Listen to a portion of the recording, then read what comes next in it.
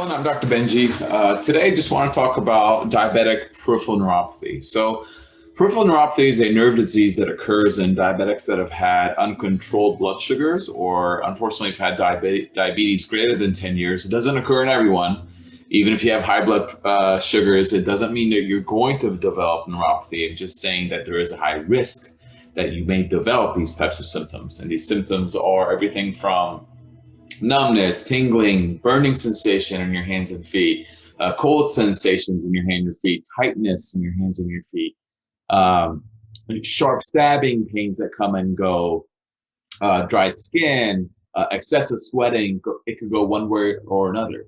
And this is the most common complication that we actually see in diabetics. And so I wanted to briefly talk about it. Hopefully you can share this with your loved ones to give you some value, because I want to educate you guys on what's going on. A lot of my patients, they come in, they can't feel their feet and they don't know it. And then they go and step on a screw, step on a nail, step on a toothpick. And that leads to amputations. And that leads to over $10 billion per year that American taxpayers have to pay to take care of diabetic foot ulcerations.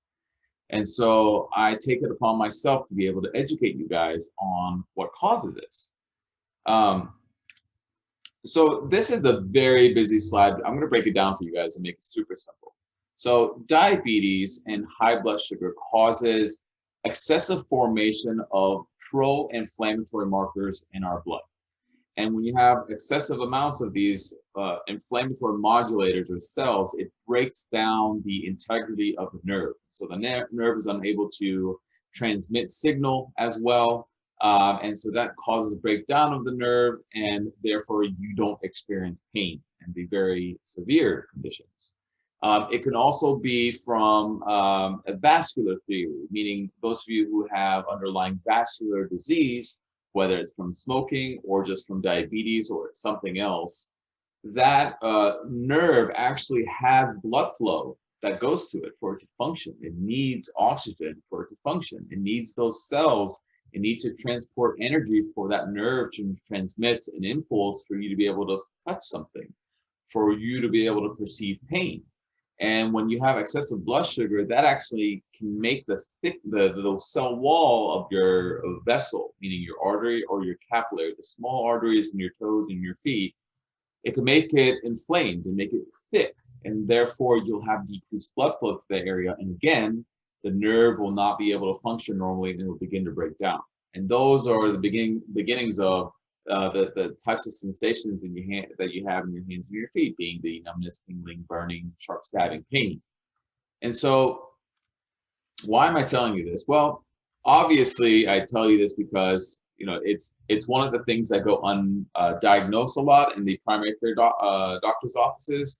The doctors aren't checking their feet, and by the time they refer them to podiatrists or orthopedic surgeons for a checkup or possibly surgery, we notice that, hey, they can't even feel their feet. And so that leads to a whole multitude of problems and biomechanical problems that can lead to wounds and infections and ultimately amputation. So this is basically a breakdown of the nerve. So I always tell patients, this is like the highway. So this is like the highway that transmits nerve impulses. So as you have elevated blood sugars and that nerve begins to break down, the transportation of communication from one nerve cell to the other, or that highway, begins to degenerate. And once it starts to degenerate, then you'll start developing numbness, excessive pain. It can be one or the other. You can also have pain that's out of proportion or not have pain at all. And then from there, it can actually cause problems in the muscle fibers. And so that's how a lot of our patients who are diabetic, they come in and they have these curling toes and they'll develop wounds on the bottom part of their foot. And they'll ask me, well, why is that? And so some of the things that we can do that can easily treat this are controlling our blood sugars, seeing a dietitian or a nutritionist to teach you about the foods you should be eating. I tell my patients who are diabetic, try to limit your carbohydrate intake after 2 o'clock. Pay attention to the foods you're eating. Write a diary about do like a 3 or 4 day food log, and then look to see what it is that you're actually eating. Sometimes we mindlessly eat and not even pay attention to what it is that we're eating. That's number one. Number two is exercise. Get a stationary bike. Go for a walk every day. Do something elliptical. Play a sport that you like. Walk your dog more often. I mean, there's so many things. Get a Peloton.